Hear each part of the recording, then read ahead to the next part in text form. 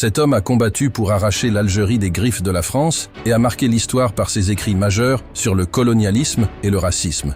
C'est l'histoire de Frantz Fanon. Il est né en 1925 sur l'île caribéenne de la Martinique, un territoire d'outre-mer français. Dès ses 18 ans, il s'est engagé dans les forces françaises libres qui luttaient pour libérer la France de l'occupation allemande. C'est au cours de cette période qu'il a expérimenté pour la première fois le racisme anti-noir, ce qui l'inspira pour écrire son livre le plus vendu, Peau noire, masque blanc. C'est un ouvrage qui explore les humiliations raciales quotidiennes qu'il a subies, comme le mépris de ses collègues blancs et le rejet par les femmes blanches. Après la guerre, il s'est tourné vers la psychiatrie.